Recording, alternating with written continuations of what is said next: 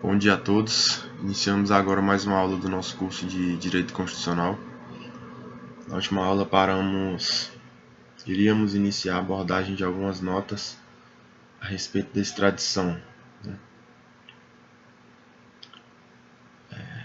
Não será concedida a extradição quando não houver a dupla tipicidade, quer dizer, quando o fato não for classificado como crime tanto aqui no Brasil quanto no país em que foi praticado, o país que fez o pedido de extradição.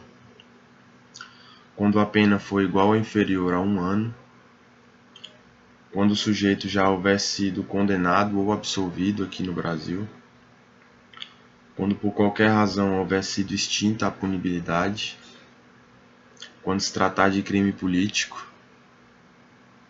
quando o sujeito vier a ser processado no exterior por tribunal de exceção e quando o crime não tiver sido cometido no estado requerente. Então, retomando, a necessidade de dupla tipicidade, que é a dupla classificação de determinado fato como crime, tanto aqui no Brasil quanto no país que faz o pedido de extradição. Não será concedida a extradição quando a pena for igual ou inferior a 1 ano, quando o sujeito já houver sido condenado ou absolvido no Brasil, quando por qualquer razão houver sido extinta a punibilidade, quando se tratar de crime político, quando o sujeito vier a ser processado no exterior por tribunal de exceção, ou quando o crime não houver sido cometido no estado requerente, no estado que fez o pedido de extradição. O STF, que é quem tem competência para analisar o pedido de extradição, ele não ingressa no mérito da questão, né? Se o sujeito cometeu de fato o crime ou não. É o chamado sistema belga de cognição limitada, né? Análise dos pressupostos formais, né? Está previsto na Lei 6.815 de 80.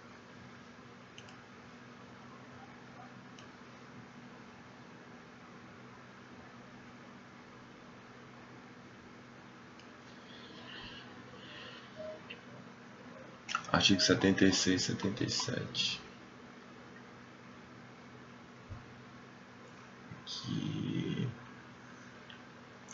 A extradição poderá ser concedida quando o governo requerente se fundamentar em tratado ou quando o Brasil prometer a reciprocidade. Então, fundamento em tratado ou promessa de reciprocidade. 77. Não se concederá a extradição quando se tratar de brasileiro, salvo quando a aquisição dessa nacionalidade verificar-se após o fato que motivar o pedido. O fato que motivar o pedido não for considerado crime no Brasil ou no estado requerente. O Brasil for competente segundo suas leis para julgar o crime imputado ao extraditando, quer dizer, a prevalência da jurisdição nacional. A lei brasileira impuser ao crime pena de prisão igual ou inferior a 1 ano. O extraditando estiver a responder a processo ou já houver sido condenado ou absolvido no Brasil pelo mesmo fato. Se estiver extinta a punibilidade pela prescrição, segundo a lei brasileira ou do estado requerente. O fato constitui crime político. O extraditando não houver de responder no estado requerente perante tribunal ou juízo de exceção.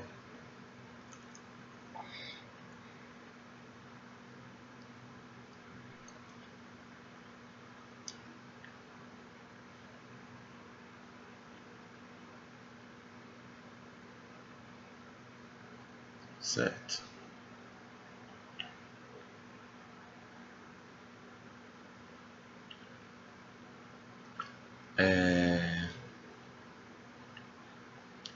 Existe a previsão, como regra, o brasileiro não será extraditado, né? O brasileiro nato em nenhuma hipótese e o brasileiro naturalizado. Aqui, ó, artigo 5º, inciso 51 da Constituição Federal. Nenhum brasileiro será extraditado, salvo naturalizado em caso de crime comum praticado antes da naturalização. Praticou crime antes de se tornar brasileiro. Ou de comprovado envolvimento em tráfico ilícito de entorpecentes e drogas afins na forma da lei. Trata-se de norma de eficácia limitada, estabelece restrição ao direito fundamental e há entendimento no âmbito da doutrina e da jurisprudência que essa hipótese de extradição de brasileiro naturalizado por envolvimento com tráfico de drogas depende de lei específica, né? Uma vez que o próprio dispositivo aqui no artigo 5º diz que isso se dará na forma da lei. Então, essa norma não tem eficácia de per si, né? Ela depende da integração de uma norma infraconstitucional, quer dizer, de uma lei, para que possa ser aplicada.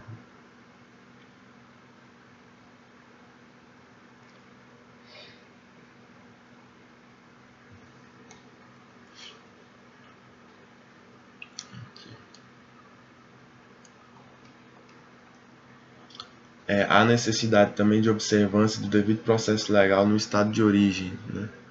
Com aqueles que acarretar a observância daqueles princípios mínimos, como por exemplo o juízo natural, né? Uma vez que a própria lei de extradição veda a instauração de tribunal de exceção.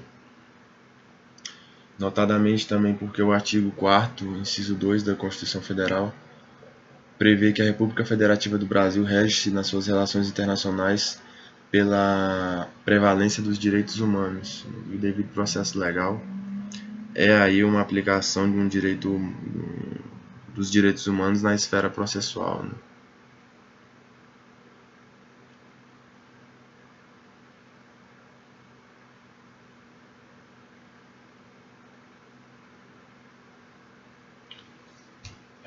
A prisão preventiva é pressuposto para o regular processo de extradição, né?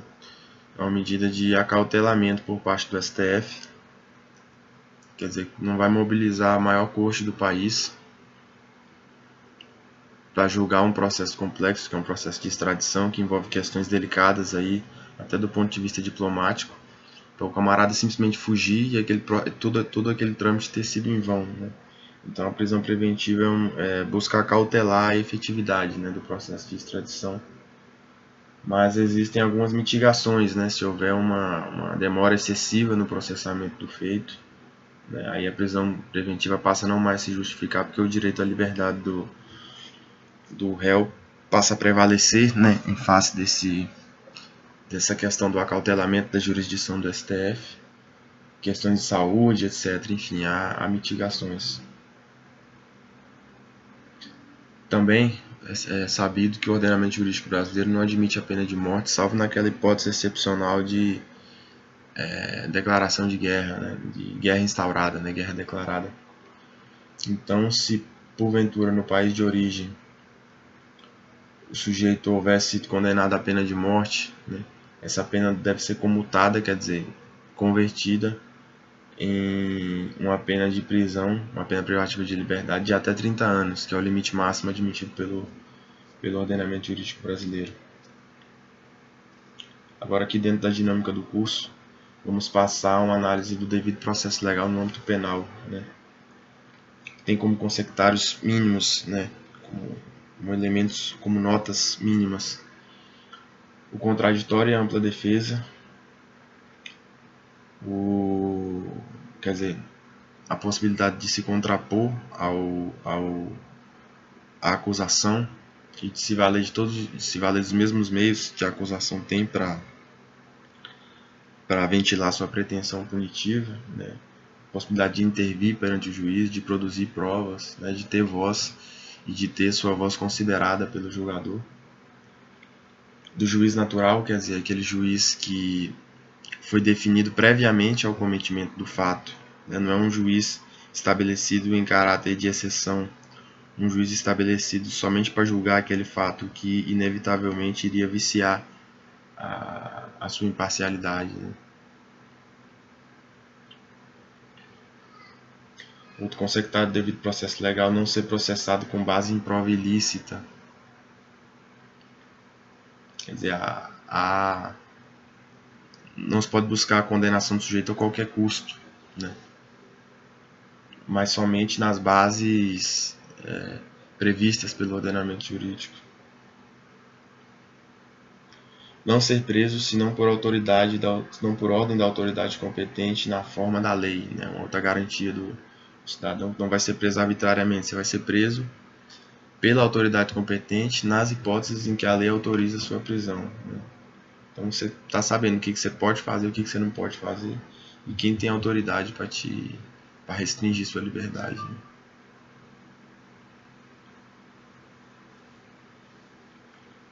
Vedação das provas ilícitas, teleologia, quer dizer, com a finalidade disso aí. Garantia do substrato ético do processo, quer dizer, o sujeito não se trata de uma guerra para condenar o cidadão a qualquer custo, mas da aplicação do direito, né, que foi, em última análise, que emana em última análise do próprio povo, né, que vota em seus representantes, os representantes estabelecem as leis, né. O chamado fair trial, né, julgamento justo, julgamento limpo.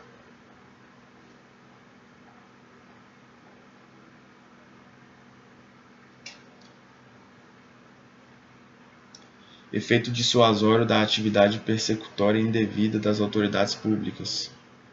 Né? Então, quer dizer, uma autoridade, uma vez sabendo que a prova ilícita não será admitida, ela não vai se sentir estimulada a buscar essa prova ilícita.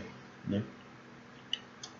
Ela vai saber, não, isso aqui não vai ser admitido no tribunal, se eu violar o domicílio desse cidadão aqui para ficar procurando flagrante na casa dele, isso não vai ser admitido em juízo, isso não vai virar uma condenação, então nem vou fazer isso porque essa atividade aqui vai ser em vão. Né? Isso é um imperativo de proteção também dos direitos fundamentais do cidadão. Né? Passando agora ao capítulo atinente às interceptações, privacidade e novas tecnologias. No ponto nós vamos analisar a Lei 12.965, que é o chamado Marco Civil da Internet.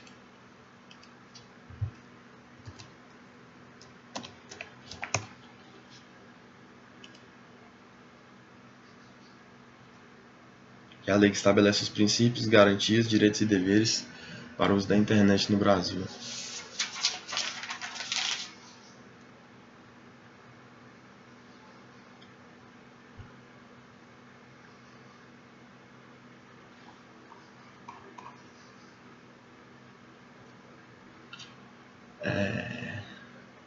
Estabelece a necessidade estabelece a garantia do sigilo e a inviolabilidade dos dados armazenados.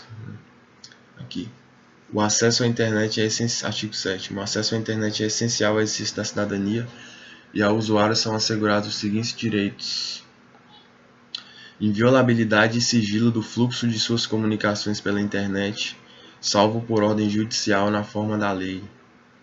Inviolabilidade e sigilo de suas comunicações privadas armazenadas, salvo por ordem judicial. Então, no que toca ao fluxo, depende não só de ordem judicial, mas de uma ordem judicial na forma da lei que prevê, vamos dizer, a mitigação dessa inviolabilidade. Né?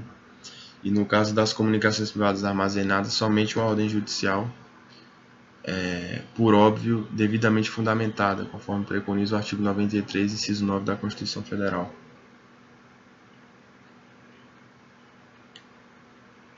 Interceptações telefônicas e telemáticas. Já uma previsão direta na Constituição. No que toca à interceptação, artigo 5º, inciso 12. É inviolável o sigilo da correspondência, das comunicações telegráficas, de dados e das comunicações telefônicas, salvo no último caso, quer dizer, no caso das comunicações telefônicas, por ordem judicial, nas hipóteses e na forma que a lei estabelecer para fins de investigação criminal ou instrução processual penal. Então, para que seja violado o sigilo das comunicações telefônicas, ordem judicial na forma da lei para fins de investigação criminal ou instrução processual penal. Quer dizer,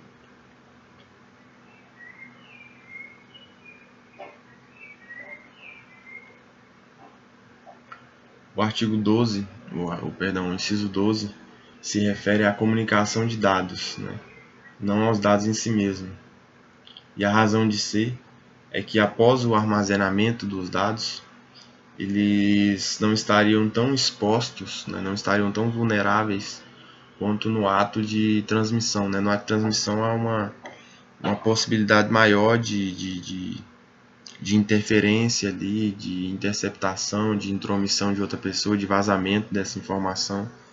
Em razão dessa maior vulnerabilidade, há uma maior garantia por parte do ordenamento jurídico no que toca ao fluxo dessas comunicações. Né? E a comunicação já armazenada ela está mais segura. Né? Só você pensar numa ligação telefônica, quantas possibilidades não há aí de interceptação, de vazamento, né? Agora, se você gravou essa conversa telefônica e botou num pendrive, meteu no seu bolso, tá bem menos vulnerável, né? Tá bem mais blindado, bem mais seguro, né?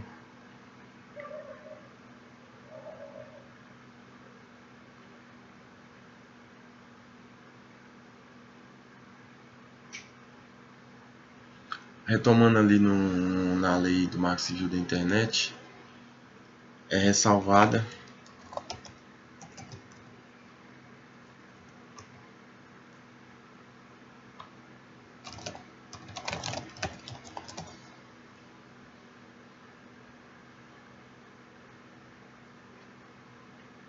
aqui, ó,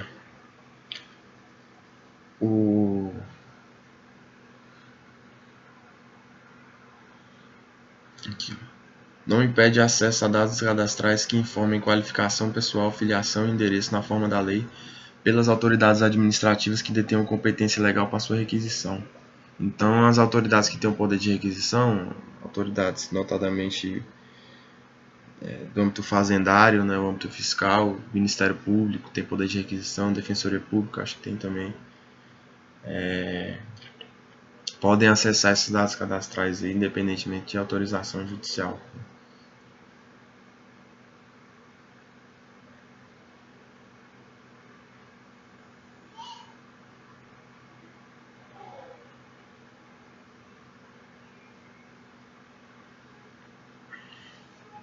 A parte interessada poderá requerer esses dados, né, armazenados aí na internet para fins cíveis ou penais, né, quer dizer, um dado meu, vamos supor, um registro que está no meu e-mail aqui ou numa rede social, posso requerer do provedor e o provedor é responsabilizado se omitir em face dessa minha requisição específica. Né? Então, meus caros, tá 17 minutos aqui de aula. Vamos fazer uma pequena pausa e retomamos com as captações ambientais e monitoramento de espaços privados. Boa tarde a todos. Bom dia a todos.